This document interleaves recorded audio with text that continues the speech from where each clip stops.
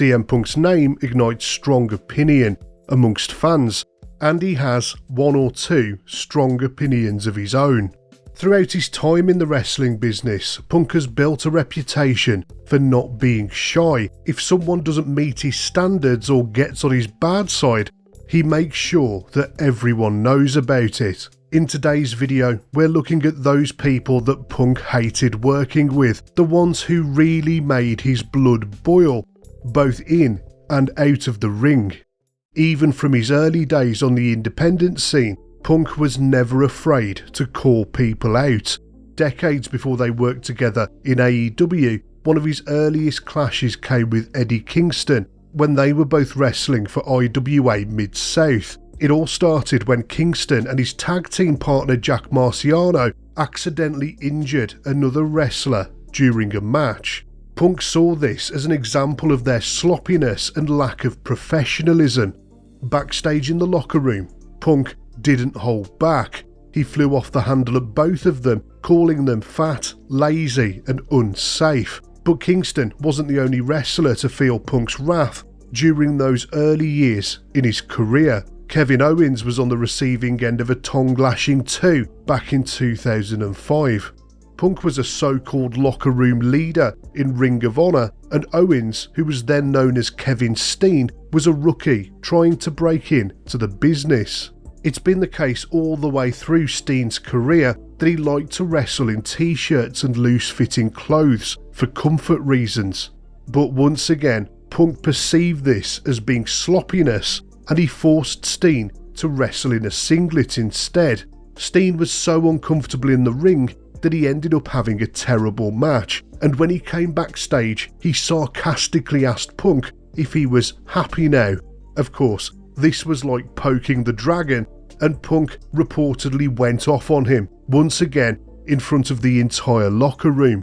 But by the time he reached WWE, Punk mostly kept his mouth shut about his colleagues, especially as he was climbing the ladder. But in an interview a few years later, he said that Elijah Burke was his least favourite opponent. Punk and Burke had worked together around 2007 in WWE's version of ECW. He didn't elaborate on the specifics, but his words were pretty damn harsh. My least favorite opponent. Does anybody even remember Elijah Burke? Yeah, the Pope. Yeah? Oh, he was terrible. He's absolutely the worst. Absolutely the worst. Talk about a diva. Woo. Man, oh man. Sorry if you liked him. But whatever happened, this seems to be a minor gripe compared to what came next. Punk had issues with Triple H all the way through his WWE career, but their tension dates back to before Punk even stepped foot in WWE.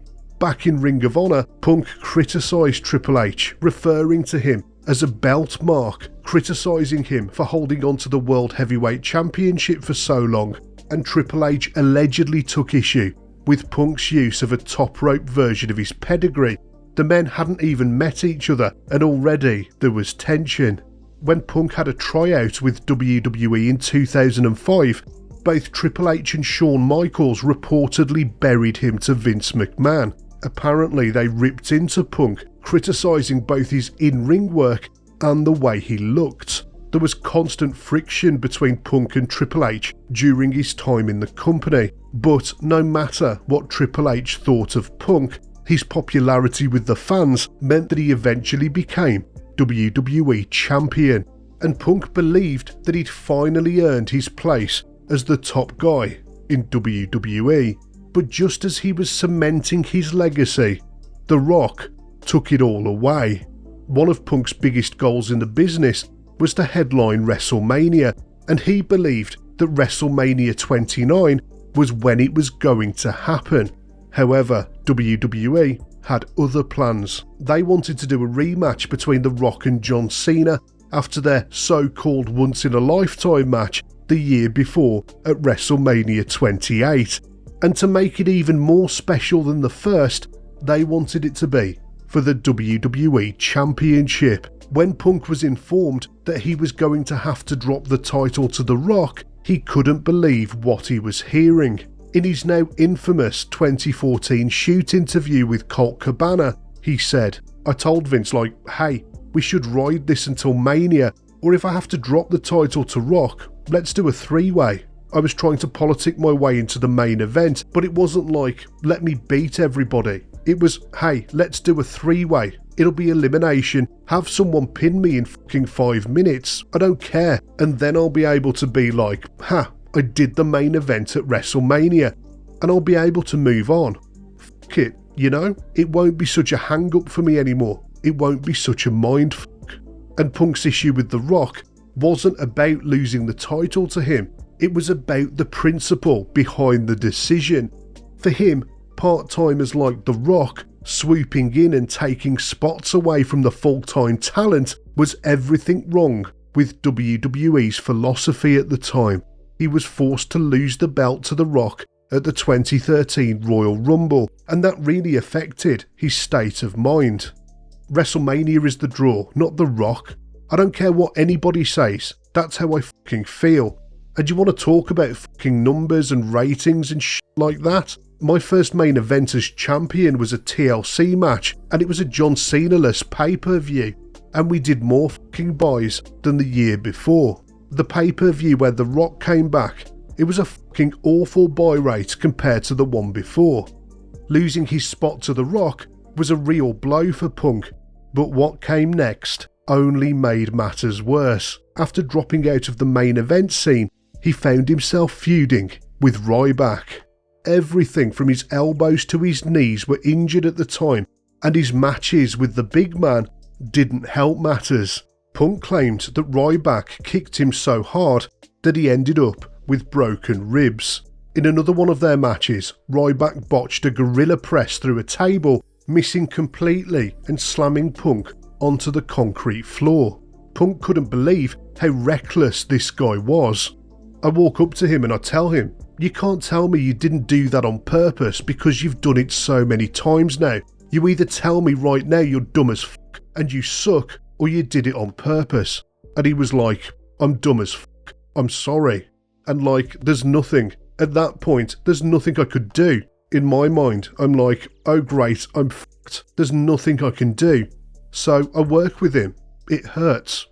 But it wasn't just the wrestlers that he worked with that pushed Punk to the edge. It was also the man running the show. Vince McMahon was his main source of frustration in WWE. His infamous pipe bomb promo was obviously approved beforehand, but he truly believed all of the words that he was saying. In that promo, he said, "I'd like to think that maybe this company will be better after Vince McMahon's dead, but the fact is it's going to get taken over by his idiotic daughter and his doofus son-in-law. The fact that Dwayne is in the main event at WrestleMania next year and I'm not makes me sick." And Punk's issue with Vince McMahon went far further than not being booked in the WrestleMania main event. In December 2012, Punk had to receive surgery for a partially torn meniscus. This was just one of many nagging injuries and he needed to take time off to get healthy. But Vince wouldn't let him, and he rushed Punk back out on tour weeks before he was fully healed. It was here that Punk started to realise that Vince would never prioritise his health and was more interested in making money out of him instead. And money became a real issue after WrestleMania. In the end, he had a match with The Undertaker, and he suspected that Vince had underpaid him for his work. I complained about my Mania pay. I don't even like fucking talking about it, but I based it off of, did I have the best match? Well, yeah. Okay, well the best match doesn't fucking mean shit, right? Because anybody can have the best fucking match. It's what draws. But I was in the match with fucking Taker. I should be compensated for my fucking match. I should not get any less than Taker, Brock, Triple H, Rock or John Cena. But I know I got paid way fucking less than all those fucking guys who, in my opinion, for lack of a better phrase, couldn't fucking lace my boots that night. You need to pay me fucking equal. If even one of them got $1 more than me, I was outraged. By December 2013, Punk was wrestling with broken ribs, symptoms of a concussion and a staph infection. Despite this, Vince carried on pushing him to keep working, with WWE's doctors only prescribing him antibiotics, and his condition deteriorated. At the Royal Rumble, Punk suffered a concussion. The WWE doctor was totally dismissive of his injury, and this was the final straw. Punk barged into Vince's office and got in his face, unleashing all of his frustrations before storming out. A few months later, he received his termination papers from Vince via FedEx on his wedding day. Punk was so disillusioned with the business that he spent many years away. He only returned in 2021 thanks to All Elite Wrestling. He soon became world champion and everything seemed to be going well, but the good times didn't last long.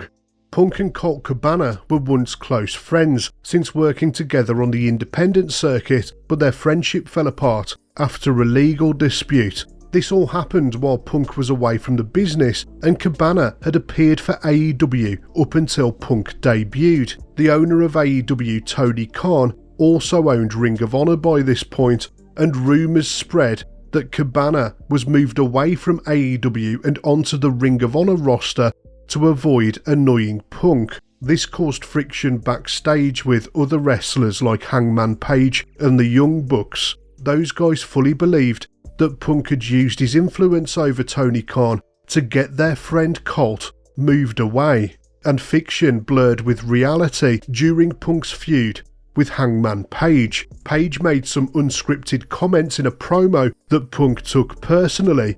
Everything came to a head at the All Out show in 2022. Punk had just beaten Jon Moxley to become AEW World Champion, but the real drama happened during the press conference after the match. Punk went on a rant where he accused the Young Bucks of spreading lies about him, and he criticised Page for being unprofessional. After the press conference, things escalated backstage. Punk allegedly got into a fist fight with the Young Bucks and Kenny Omega, which was a bad enough situation for Tony Khan to suspend everyone involved. Punk was stripped of the title and he disappeared from AEW TV for several months. Many people believed that Khan would end up buying out Punk's contract just to get rid of him. However, Khan eventually brought Punk back as the leader of a new TV show called Collision. The idea seemed to be that Collision would serve as a separate brand designed to keep Punk away from those wrestlers he hated backstage, but Tony couldn't have predicted a brand new falling out between Punk and Jack Perry. The issue between the men started when Perry wanted to use real glass during a stunt on Collision. Punk vetoed the idea, believing it to be unsafe. Perry was friends with the Young Bucks and he believed that Punk was targeting him because of their friendship. The tension boiled over when Perry made a snide comment on camera which sent Punk into a fury. You know what this is right here? And then crushing real glass. Crushing the Go abdomen. cry me a river. After Perry's comment, the men got into a fight backstage. That was enough for Tony Khan to make the decision to fire Punk in September 2023. In a shocking moment, hell seemingly froze over when Punk made his return to WWE at the Survivor Series in November 2023. His comeback coincided with Vince McMahon no longer being part of the company, which might have had a role in his decision to return after all those years. But as history has shown us, it only takes one wrong person making one wrong comment to set him off.